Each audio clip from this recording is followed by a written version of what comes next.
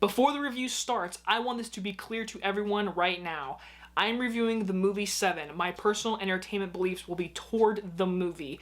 Everything that has been said or opinionized by Kevin Spacey is your opinion, and my own personal opinion will not be affected by the movie of what Kevin Spacey has been accused of. If guilty, not guilty, I don't care. It is your opinion. It is my opinion. We all have opinions. But that opinion of Kevin Spacey from my own will not affect my review of the movie Seven. I want that to be clear. If you want to talk about your affection toward him, go in the comment section. That is your right to do that. Go right ahead. But I'm just letting you know, Kevin Spacey's opinions and everything that's happened to him will not affect my review of this movie. Besides that, let us get to the review. Seven. Released in 1995, directed by David Fincher, as we continue on to my David Fincher reviews leading up to Mank. So, in 1995, he directed his second film, but to him, it might be his first because he hates Alien 3 that much. He hates that movie. And so with this movie, 20th Century Fox was like, listen, we screwed you over the first time, make your own movie. Here, have this script. And he said, okay, and he made one of the greatest crime thriller films ever made. This film stars Morgan Freeman, Brad Pitt, Kevin Spacey, and Gwyneth Paltrow, and is about two detectives, a rookie and a veteran, hunt a serial killer who uses the 7 deadly sins as his motives. I'm gonna go ahead and make this clear right now. David Fincher has made some great movies, and all you guys out there love The Social Network, A Gone Girl, and especially Fight Club, and we're going to talk about those movies very, very soon in the upcoming weeks. But I'm honestly going to tell you guys, Seven is for sure, in my opinion, my favorite David Fincher movie. To me, I almost want to say it's not even close.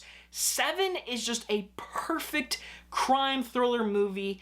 It has everything a crime thriller wants to be, and how this inspirational movie has made so many other movies copycat this movie. I mean, can you guys tell me how many times in the past year with this new Batman movie coming out, how many times people compared that trailer to Seven, the grittiness, the rain, the darkness? This movie's tone, setting, story, it has set future crime movies and horror movies up to high standards, because movies compare to this movie all the time, and there's a good reason why, because this movie's fucking awesome. The performances of this entire movie feel just real. Brad Pitt and Morgan Freeman team up together, this veteran who's getting ready to retire in 7 days. Brad Pitt, this young upcoming guy who's like, I'm coming to this town, I'm gonna take over this case, I'm ready. And these guys have to butt heads at first, but they need to work together because we have a murderer killing people off the 7 deadly sins. And this movie, this story, that is an awesome story in my opinion. I love that. Murder sprees happening every day off the 7 deadly sins. That is awesome. That is clever. That is very dark and interesting, especially what this movie shows and not shows. After watching it tonight, I haven't seen it in about a couple of years, but I didn't realize how gruesome this movie is and not. They show certain things that are completely like, oh my god, I am never seeing that, never again. And it's stuck in my brain forever. And then there's certain things toward the end of this movie they don't show, and it's like, so you'll show that but not that. But that is the best thing about this movie. This movie has the greatest sense of just dread. I mean, looking at this movie, it is just dark. My mom even tonight said to me, wow, this movie is just really no color. You watch this movie and you tell me it is not a dark looking movie, and I can't believe you said that, because this movie is a dark movie. The sense of just dread, rain, depression, murder. I mean, this screen, the cinematography, everything, it just dreads, and it looks beautiful, and it fits into that tone. And like I said, that tone, there is a reason people keep comparing tones that are used in crime movies today because of this movie. Now, I've already said Brad Pitt and Morgan Freeman are perfect, and they are. No, like, these two are just perfect for each other in this movie. Like, they are perfect. But the real one who does steal the show, who's not in the movie that much at all, is Kevin Spacey. He is icky, creepy, amazing. He is outstanding. I will even say he is almost as creepy as Anthony Hopkins is in The Silence of the Lambs.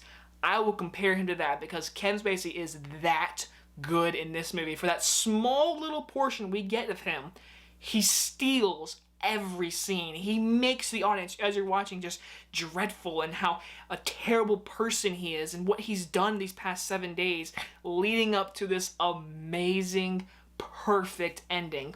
I'm sorry, guys. The best ending to a movie ever can be argued by many movies. But if you don't at least mention or even just say it, Seven is one of the best endings ever, I don't even know what to say to you, because Seven is one of the greatest endings ever. It's too great, I will not spoil it. If you've not seen it, you need to watch it.